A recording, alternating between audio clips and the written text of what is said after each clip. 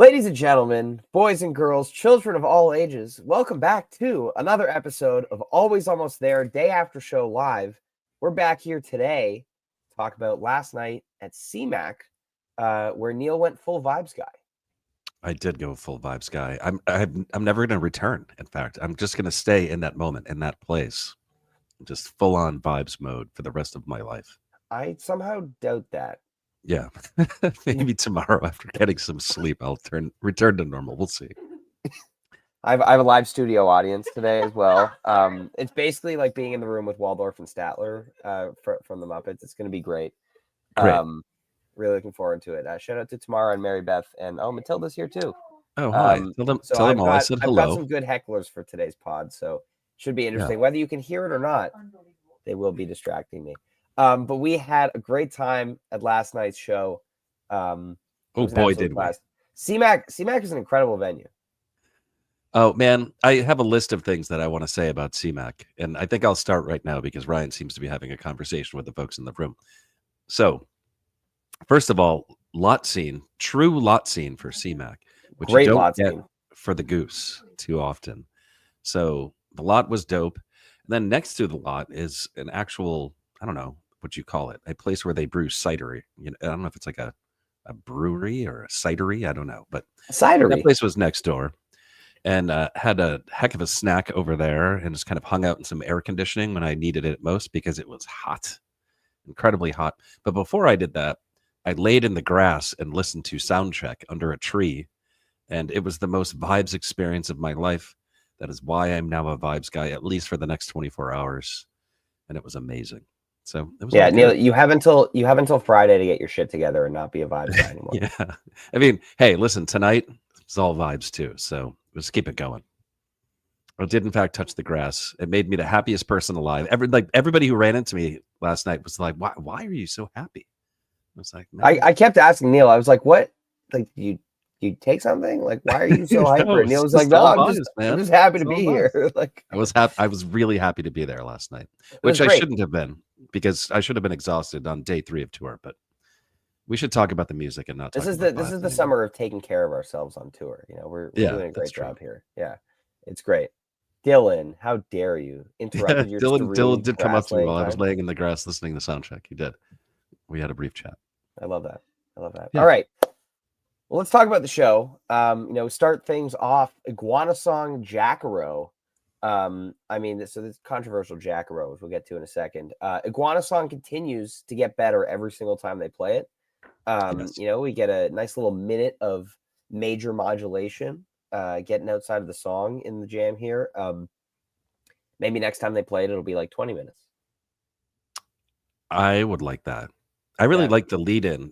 We continue to have these excellent they're not composed. They're just pieces of music that lead into songs. And we had a little bit of one last night leading into this. Mm-hmm. There's a great video out there on the internet of the two of us trying to figure out what the hell was going on. And then they just drop right into Iguana song. It's so good. And I've said it again a bunch. I'll say it again. It enhances every show that it's in. And it is my favorite opener of theirs right now. I don't think they have a better opener. And that was just perfect. I like that take. There's a great video of my mom. I think I need to send it to you. My mom took a great video of the two of us. So the sun kind of was right in the perfect spot as the band took the stage to be just shining directly into our eyes in the venue. And so as the band was about to start, my mom took a video and we're both standing like this, trying to see what they're doing. And then she got us both reacting to the iguana. It was good. Pretty good. It's always good. You always get good videos of yourself when you see a show with my mom. It's fun. We deserve. But this is great. The interplay between Rick and Peter continues to elevate the way that Cotter plays with dynamics in the jam. Iguana is one of the most reliable songs in the catalog right now, whether it's the best opener or not, or wherever you're putting it in the show. I would love to see it as an encore at some point. This would be a killer encore. This whole show is just loaded with new old reliables, as it were. It really you is. know what I mean? It's just, there's a few can't miss songs, and few can't miss new songs, and they all just play in the show. There's actually I'm just looking at this now. The oldest original played is Rockdale. Wow. which was debuted 10/30/21. No That's original crazy. song played before that was, or what debuted before that was played last night. What is it with CMAC? Can we actually pause for a moment before we continue on with the set list? Sure. Because last year's CMAC set list is incredible. This year's CMAC set list is also incredible. They just love the venue, or like, and I mean, I just don't know what it is. It feels like, if nothing else, the quality of the show just depends on how it works out, right? But if nothing else, the one thing the band can control is the set list that they play.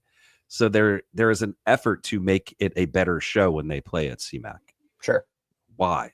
Upstate New York. In your opinion. I think the crowd last night was amazing. The venue is awesome. Like Peter mentioned several times how excited they were to be playing there again, and how much they love the venue. I mean, Yeah. it's a beautiful spot. Yes. But this is the best crowd in weeks. Like Also true. there wasn't a lot of chomping. We've been talking about that almost every single show. It's like, and people were talking, but like the crowd was so engaged last night. The place was packed. Neil, you went up to the lawn. I didn't, but you said I did. Full up there as well. Yeah, it was great people up there, man. I met some folks. There was like a couple who were at their first Goose show. They were like taking pictures of themselves with like the lake in the background, and I was like, "Oh, do you want me to take a picture?" And chatted with them briefly. They were really nice, and talked to some other people up there. Sat in the grass, touched some more grass, touched a lot of grass yesterday. Wow, you really it was a touched a lot of thing. grass. It was the whole vibe. But the top of that lawn is sick, and I really enjoyed it. Maybe the nicest lawn I've ever sat on.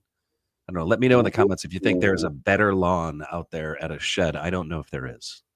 There you go. Yeah. So back to the show. Funky Jackaro. Apparently a topic that's kind of controversial. Some people are upset. Learned. I love it. You were absolutely over the moon about it last night. Well, I just love Jackaro. This is a sizable bust out. 234 shows, last played during the Radio City acoustic sets in 2022. You were very excited about the arrangement of it. It's a fun arrangement. Yeah. And also I want to say this is the first time played as a full electric band. Mm-hmm. So this is kind of an FTP, certainly a different arrangement than the last time they played it at Radio City, which I was in attendance for. It's a weird thing to do to Jackaro, to like kind of clav it up and make it funky, because it doesn't need to be done. I guess the point I was saying earlier is they could have done the traditional arrangement and it would have had the same or better effect. Like, I don't know why they were like, guys, listen, let's do Jackaro, but different. And like, that doesn't make any sense to me. Like, I don't know why I would do. Just be like, you know how we have this song? What if we put more clav in it? More clav. Just needs more clav. So yeah, some Grateful Dead purists, and it's not even a Grateful Dead song, but some Grateful Dead purists are upset about it. Friend of the pod, Brian Brinkman, over the moon upset about it. Does not like it at all. Over the moon in a different way. Yeah. I would like to call to attention Cotter's groove in this song, because it's just filthy. Listening back this morning, like his playing, and I think his snare sounds so good. Maybe it's the recording of this show, but his snare just sounds so incredible through this entire show. On the drive this morning, but it cut like a knife through the venue too. I mean, that snare was just so perfectly mic'd. Yeah, shout out to Jordan for his work on that snare. They found it a few weeks ago. It's a vintage snare. So not the handmade snare. That is not the handmade snare that Jordan. The big snare, which we will hear later, the low snare, that is the one that Jordan built. Wait, we're differentiating between snares now during sets? Well, yeah, there's a normal snare, and then the one on the left that makes like the doo sound, like the the really like the thick one. He used it in Dustin last night, I think. I have never paid attention close enough to hear or differentiate. I'm gonna have to like listen. Like back in the day, Ben had the popcorn snare, which was the smaller one. Yes, I do remember that for sure. So Cotter just has a bigger one. So when did that come about? Goosemas for Kashmir. Oh, all right. All right, I'm learning things on today's podcast. Today's podcast sponsored by YC Drum Company. That is, amazing. That's Jordan's drum company. Somebody needs to do a tour of the rig. I don't know what you would call that. Maybe a rundown of the rig at some point. That'd be amazing. Don't call it that. Don't call it that. Yeah. All right, let's get back to the music here. let's get back to the music here. Draconian Yeah, Meter sorry. Maid into Dustin Hoffman. Meter Maid for me is I think it's the improvisational highlight of the night in terms of just like straight like depth of improvisation. Obviously some other stuff is more enjoyable to listen to, I think, but cool groove, kind of getting outside of the Bliss Jam that we've seen in the last bunch of Meter Maids. And I think this is a cool thing about summer 2025 Goose, or 2025 Goose in general, where they're like, we've played this song 3 to 5 times and we've done this jamming style and, we've done this thing with it. And we've kind of, there's nowhere left to go. So the next time we play it, like, let's do something different. And that's what I think, there was some intention behind last night's Meter Maid. It's like, let's not just go for the Bliss like we've been doing. And I really liked, kind of the funkier zone that they ended up in. Yeah, just this thing as like a lengthy improv vehicle in the first set is awesome. I love it. They're going to play Cotter songs. Whether you like the Cotter songs or not, you have to get used to them because they're going to play them. So if they're going to make them jam vehicles, we should be excited at least about that. So, and the extended improv here there was like a couple times where I looked at my watch and I was like, wait a second, like, are we still going here? Yeah. And love that in the first set. Again, so well constructed, this set, and this is the perfect placement to have a jam vehicle just right in the right spot. Like you needed that jam. Yeah. And it was just the right thing. And then the segue into Dustin, beautiful. Yes. That was Slower, one of the Dustin? craziest segues I've ever heard, actually. It was like such a slow burn segue. It was nuts. Thank you Took for their bringing time that up. with I'd it. forgotten. It was Yeah. beautiful. Dustin, nothing crazy here, just like nice grooving, small peak. It's Dustin. It rules. First set outside Dustin Hoffman. That's the stuff. Dustin Hoffman doesn't miss. There is no such thing as a bad version of Dustin Hoffman. Dustin Hoffman does not miss. That you are correct. These shorter ones are kind of a bummer, though. That we had like some longer ones for a bit there. Like, I mean, like the 20-minute ones in San Francisco and Vegas. Yeah, let's bring that back. But in any case, it was still good. I have no complaints about this first set whatsoever. Sure. And then we get Bourne, Rockdale, Animal to close out the set. Bourne coming back very quickly after having a very long gap. Wasn't played from San Francisco to Wilmington. And then, coming back just after 3 shows again tonight, which, I mean, listen, Bourne is great. It's an amazing song. So I'm happy to see it here. Rockdale with Into the Mist teases and quotes. Basically, so they get into that like 4-chord, the Moby like thing, and Rick kind of throws in, the ending of Mist lyrics, but they don't really fully go into Mist. So it's still the Rockdale jam, but just like contains elements of perhaps, Neil. No, man, I think they played it. I don't know. Like I listened to it again just now, right before we recorded, and I was like, wait a second, there might be enough there. The thing that actually convinces me is the shift back into Rockdale from the Mist. It's clearly a different composition, but it's still in the cadence and the rhythm of the Rockdale jam. They don't really shift it. They don't shift it into the driving disco of Mist or the beat that jam usually has. Okay, it's still very much within that Rockdale jam. Yeah, man, I don't know. I guess part of me just wants to celebrate the fact that they finished Mist again. We should celebrate that. Listen, as a footnote, I don't know. It's a set list entry. You know what actually is really the truth, though, is it totally doesn't matter because it was just sick. And I enjoyed the hell out of that. If that's a thing that they're going to continue to do, sign me up. Finished Mist showing up all over the place in the weirdest of spots is genius. Yep. Continue to do that. And before we move on from this, I want to talk about the Bourne briefly. I have no problem with the 7-minute Bourne. It's such a good song. Like they should play it all the time. They should play it every 5th show and just throw it in there in the middle of a first set as one of those songs they like to just kind of do. And then sometimes jam it. Exactly. Yeah. That doesn't need to be all the time. They just need to play the song more often. Actually, candidly, I think when I look back at Dripfield, the album, and I don't think I've ever said this before, but I've always thought this. My favorite song in terms of like pop sensibility is Bourne. It is the best like kind of radio song in that album. For some reason or another, somewhere along the way, somebody decided Hunger Site was that song, and I don't think that's actually true. I think Bourne is the better. Bourne has so much lyrical depth also. Yeah, it's a killer song. Yeah. You know? Yeah, no, let's see more Borns and sometimes jam it. Yeah, I think that's right. I think that's That's right. good. And then the animal that closes out this set again was gorgeous. Again, new, People love old, this shit. reliable. I People love love it, this shit. dude. We were having this conversation after the show, but you just cannot miss with animal at this point. It always has. It's you know what you're going to get. Hmm. All of the jams are similar. I think it's like one of those songs too. Like when somebody hears this and doesn't listen to like the breadth of animals that like exist over the last however many months, they're like, "This is so amazing," and they're not wrong. But there's like another half dozen just like it now because they do this every time they play the song, and I love that. It's become an amazing first set closer, and it's gone from like a song that has appeared in weird places in the second set and encore to frustrate fans, and it's gone from that to now something that is you're excited about it. I was excited to hear it last night because I knew exactly what I was going to get. It was perfect for the moment. Yeah, and crowd going nuts for the animal peak. Pretty sustained peak. And I was a little worried. Another almost 90-minute first set, which can be dangerous with a curfew. Yeah, But they did it well last night. they did.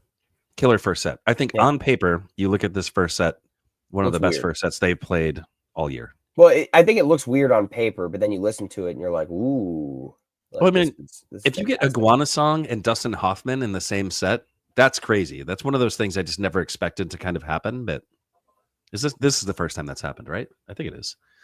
In any case, it seems weird to me that it has happened. Maybe yes in the same set. Yeah, because Vegas, they were in separate sets. Hmm. Yeah, interesting. They can do that again and it'd be okay. I'm surprised. I think they try to separate the two, or at least I've got the feeling that they try to separate the two. They've Mhm. had a weird cadence of like one show apart.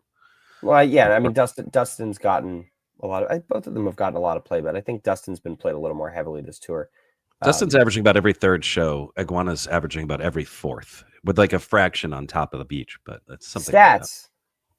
Stats. We do that around here That's sometimes. crazy. Right now, I'm That's like total vibes guy, but I'm dropping stats.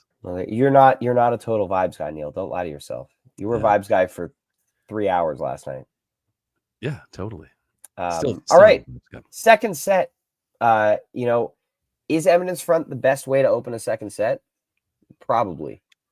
Yes, People absolutely. went nuts for it when they kicked into it, and that's a tone setter, right? Like that it's not going to be the jam, but that whatever comes after Eminence Front is going to jam. So Yes. all the times that they've opened the second set with it recently, and by recently I mean going back to beginning of 2024, the cap 4-7-24. Second set opens with Eminence Front, then you get the Pancakes, the Mhm. LA Greek. Open the second set with it, get the gigantic drip field. Then in DC, like you got a ripping hunger site right after. So you're What getting about you're getting a big Northlands? What jam came after at Northlands? Was it? at Northlands. Feel It Now came after. It was mid set Oh, okay. two at Northlands, Oh, right, right, which right, was right. still sick. But it What was was that? really great last night. And then getting the drip right after. I had a little bit of a hope that we'd get something on the level of LA, but I mean just getting a straight for the jugular 15-minute or 18-minute, whatever it is, just like volcanic peak. Yeah, It's pretty awesome. I was throwing down. I want to back up a step because I didn't talk about the thing that I was thinking about when they played Yeah. Eminence Front. So, have you heard of the band Fish? Who? Fish, the band Fish. They've played at CMAC before, a couple With times. an I've F? heard. Yeah, yes. In any case, the Fleaser. I'm sure you've heard of this. I've listened to them. Hap- I love Yeah. it. So in it, there is a like My Generation jam, right? So do you think this was a nod to that? And the answer can be no. I'm just asking. I'm posing a question.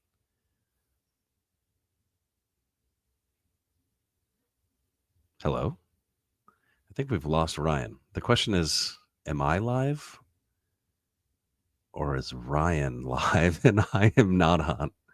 Hold on a second here, folks. We got to figure this out.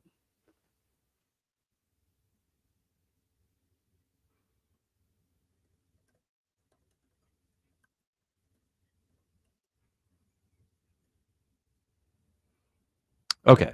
Thank you for somebody in the comments actually telling me that I am in fact live. So I'm going to continue going, and we're going to hope that Ryan is going to come back. So what I was talking about was the fact that they played The Who after, very famously Fish had teased or played a bit of a Who jam inside of the very famous Fleaser, which is a 40-minute version played in 1995. Ryan knows the date. I don't know the date. So apologies for the dead air there. That was super confusing because the comment section also went dead. And it looks like Ryan is just completely lost at this point. So I have achieved the moment I've been waiting for, which is a complete free stage to say whatever I want. So I'm going to say all of the things. No, Oh, it's damn not. it. You're back. All right. Yeah, sorry about that. That's was the on my most end. That's not on your end. confusing and terrifying moment ever because the comment section also went blank, and I was like, oh, so I've disconnected from the internet. So we had about a minute of dead air there, but I think we survived. Everybody's still with us. Did you talk about Eminence Front, or did I not miss anything? I did. I talked a little bit about Eminence Front, but I posed a question to you. Did you get any of that question? I got no question. Okay. So have you heard of the band Fish? You can give me a thumbs up if you want. Oh, hey, man. I love these guys. You're wearing the wrong hat, Grady. Neil says you're wearing the wrong hat. Yeah. Did you leave the hat at Dylan Blair's? Yeah. Oh, great. Grady left the man. pinwheel hat behind, unfortunately. It's a damn shame. Yeah. It's a damn shame. So, okay. I asked the question before. I said, have you heard of the band Fish? You said, yes, I've heard of them. And then I said, have you listened to the Fleaser? And you said, yes, I've listened to it. So then my last question is, do you think Eminence Front being played last night was a nod to the Fleaser, which contains like a My Generation chant? I'm going to say it's not, but it's a cool coincidence because today is the 25th. Today is the 30th anniversary of the Fleaser. Oh, you don't say. Imagine that. It's almost like we ended up here magically, as if we didn't know that was the case. Okay. Thank you for that, entertaining me with that. I was waiting for you to say the date. That was the whole joke. Got it. 6/22/95. Yeah, killer. If you haven't listened to it, go listen. But this is not a Fish podcast. That's not a very accessible jam. Anyway, Dripfield, Neil, what are your thoughts on this Dripfield? Dripfield is hot. I mean, so absolutely ridiculously sick. And it does what the song is capable of doing when given room to breathe. And that's all you have to do, I think, is just give it room to breathe, and you get these sick versions like this one. And I really enjoyed this. It's not like a playlist jam or anything, but this is a centerpiece of a set jam. Well, that's the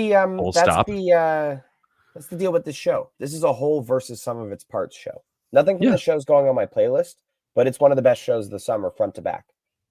Absolutely, just like CMAC last year. Yeah, well, just like CMAC. I think this is better than CMAC last year. Fair. I think that one did have a jam that would be closer to being in playlist contention. I know there were some people who were at the show who really liked the Tumble from last year, but I think that also last year the first set was not as good. You had Hot Love, you had Seekers, there's some other stuff in there.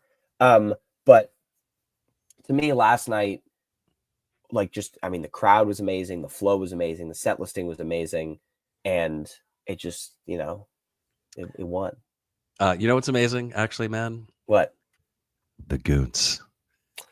Well, Neil, let's talk about the Sinner Goons that comes next. Hell yeah, dude. Yeah, tomorrow approves of the word Sinner Goons. No. No. Oh, just the jam? You don't approve of the word? Yeah, no, the word is Sinner bad. Goons. No, it's bad. Don't do that again. Please stop. I've already said it on the internet several times. Quite a kerfuffle today. Today's a good day to be a Goons fan, guys. We are officially Mark Brownstein endorsed here on Team Goons. Let me just pull this up real quick for those fans at home who may not have seen.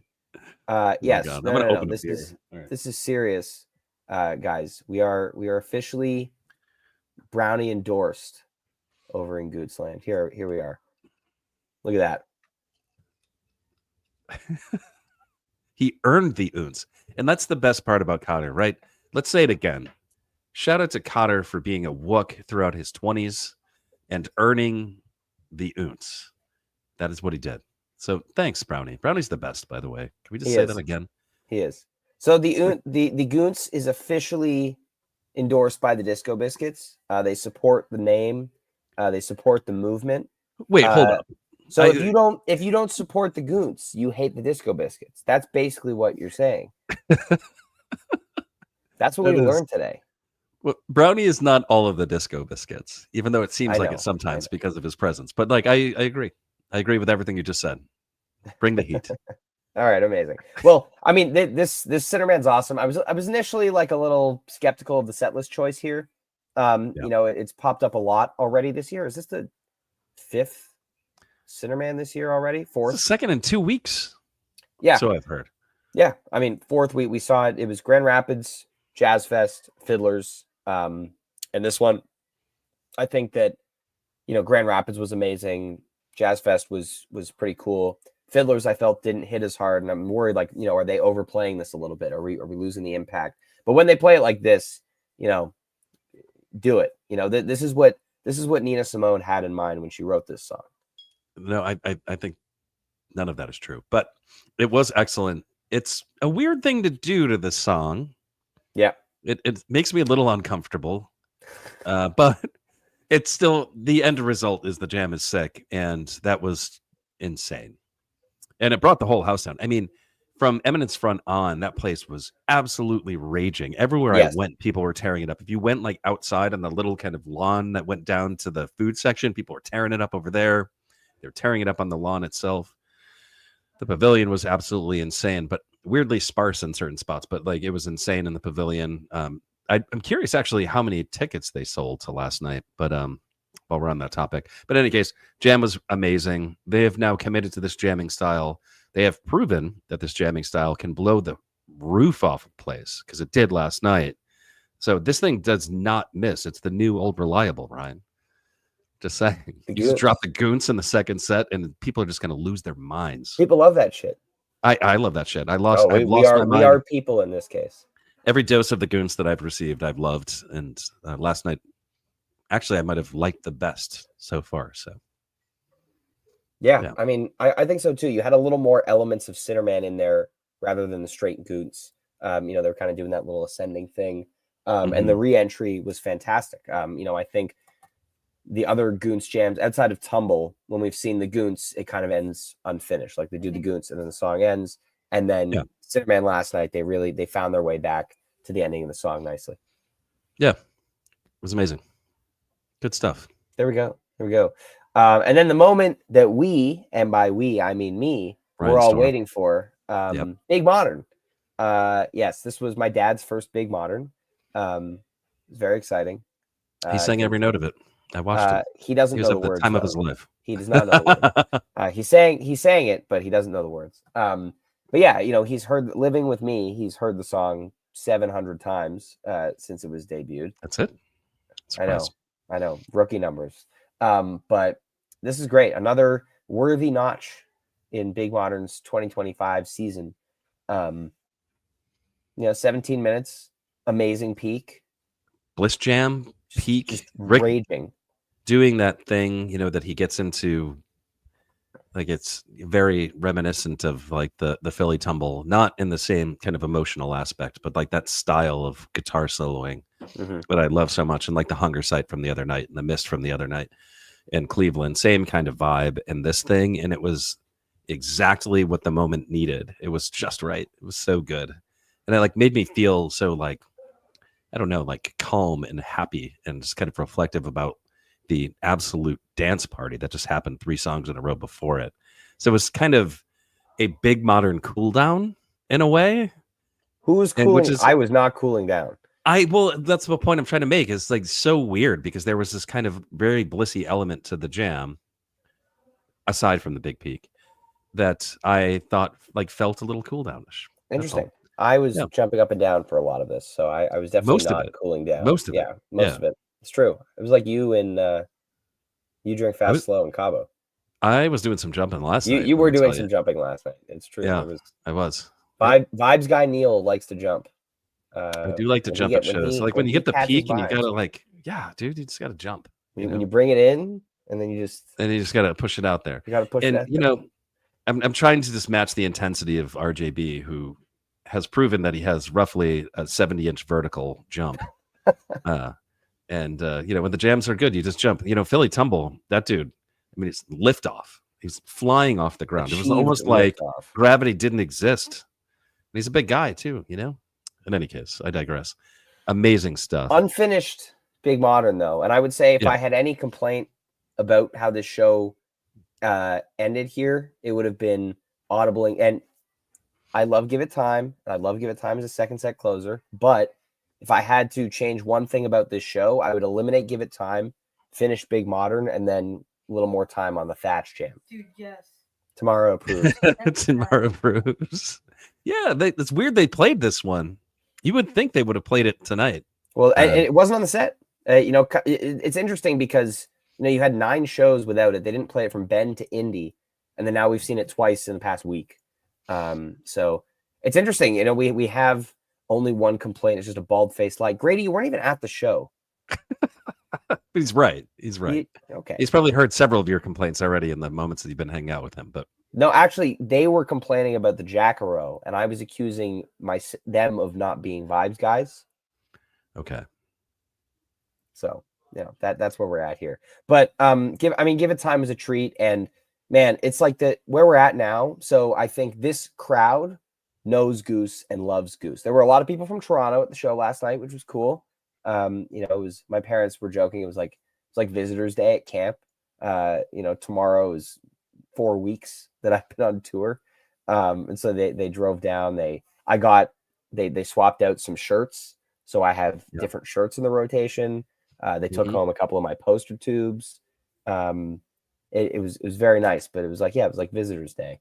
But the crowd last night seemed to really know Goose and be really into the show in a way that I think they're obviously at every show. There are a lot of people who are really into it, but it felt more engaged last night as a whole, which was amazing. I mean, we've said that, but part of it is the amount of people that were belting the lyrics to Give It Time at the end of the second set here. And that's such an amazing vibe to be a part of, just throwing ass with just over 10,000 of your closest friends at a Goose show. Throwing ass to Give It Time. I've had conflicted feelings about Goose being a sing-along band over the years. Goose is a Christian rock band, Neil. But holy smokes, when they are a sing-along band and you're at the show and it's a big crowd like this and it's loud and the folks are engaged, it really makes you feel good. That's for sure. Yeah. I enjoyed the hell out of that last night. Vibes guy Neil. Yeah. Loves the vibes. That's who I am. I can't change who I am. It's true. And then we get Thatch Encore, super quick, super hot. Normally you're like, they wasted Thatch on this encore. But at this point, it's I know there are other songs that they can jam. And I know that if they want to play Thatch again on Friday or Saturday, they're going to play Thatch again. So this felt as though I would only be upset about it if I was going to Mountain Jam today and wasn't at last night's show. Yeah, there are no set listing rules right now, though. I think 0 show gaps might be common. 1 show gaps might be common, Ryan. We don't have to talk about what a 0 or 1 show gap is, but I think we can agree that both of those things can happen over the next week. All bets are off. The second they get back into New York State, all bets are off. But in any case, I'm okay with the short Thatch encore. I am okay with it. I see your point, though. It's kind of like if you're playing blackjack and you hit on 18 and you steal somebody's queen or you're 10, you're the jerk at the blackjack table, right? That is what it's like if they play this Thatch for CMAC and not an extended version for somewhere else, which is what you were kind of just saying. Sure. You're stealing somebody's 10-point card. I don't know what the word is for it in blackjack. Grady will know. I don't Grady's Grady's a big blackjack guy. He's Grady, smart. Grady, if you know and you're still watching, come run in here and tell us the proper term. So that brings us to the close of last night's show. Goose starts tonight's show in 80 minutes from Mountain Jam. Yikes. Get your fantasy Goose picks in because I did not send any social media stuff about that today at all because I was sleeping on the airplane. He was celebrating at the airport today. Yeah, they were celebrating getting delayed 4 times today. 4 flight delays. Yeah. It was something. But yeah, Mountain Jam, they've got 2 sets between 7 and 10 p.m. tonight, which is going to be great. Enjoy some things from the couch. And then we've got Racket tomorrow night. which should be interesting. But we will be live tomorrow afternoon to recap tonight's show at Mountain Jam. So come join us for that. It's going to be a treat. Of course, I'm excited to see what they do. You know, the 2-set festival performance is something that Goose is actually really good at generally. So I'm excited to see what first of all, I'm not confident in my picks at all for tonight. Like nobody has any idea what the hell they're going to play tonight. because it doesn't matter. Like whatever they play tonight, I don't think has any bearing on tomorrow or has any bearing on next weekend. I think that's also true. I think we get a full reset. Yeah, full I reset. Think tomorrow. I think tomorrow starting tonight, for because it's the radio show. Whatever exists in a vacuum, and then next weekend is just clean slate for the last 3. Yeah, I think that's right. I agree with that. We'll see. So, we're gonna see what happens. It's gonna be a hell of a week, man. It is. Let me tell you. Holy shit! I'm seeing fish in 3 days. I don't care about that. They're just playing right now, right? Tonight, like they are. Yeah, I'm gonna be doing a lot of old friends are up there in New Hampshire doing this. But anyway, tonight's stream is not on Nugs. The festival is streaming live for free on volume.com. I posted links on the AAT Blue Sky and on the AAT Instagram story. So if you're curious where to get that, you can also go to volume.com and search for Mountain Jam. I think it comes up. 2 sets starting at 7 o'clock.